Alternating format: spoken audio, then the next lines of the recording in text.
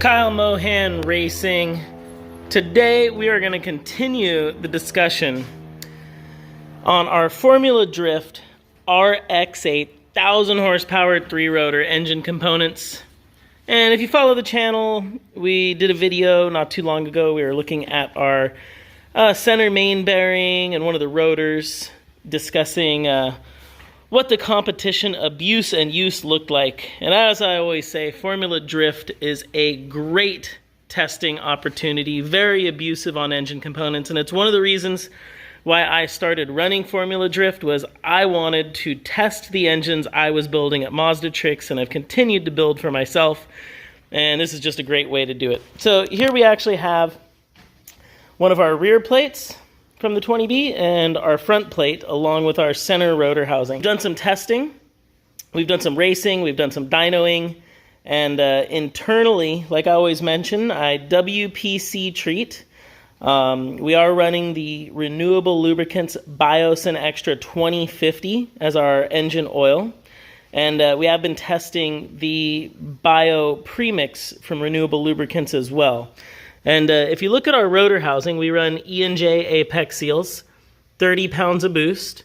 We also are running a progressive nitrous shot of up to 200 on a Haltech ECU computer, precision turbo, NGK spark plugs. I like to use Hylamar on all my water seals. And if you look at this rotor housing, I think overall for having a couple seasons of use, we're looking very good. Visually, it does have some wear.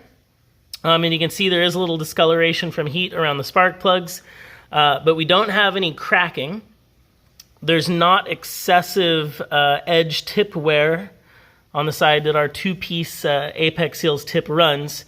And I know visually it's always hard to tell, but there isn't any aggressive grooving or chattering. Most race motors, things spinning to 10,000 RPM plus, you're always going to see a little wear in this area. That's why I've got the rotor housing flipped over. This is your compression area where everything's hot and getting abused. And so this is where you're going to see the wear if you see it anywhere. And overall, I think it's looking very good. So Apex Seals, WPC treatment, premix, everything doing its job in this situation. I've got the front and the rear plate laid out, because basically we have, this is a brand new plate. It's never been lapped. And then this front plate is one that I have lapped in the past. And so you can see both plates showing where we've got our tricoidal shaped movement going on.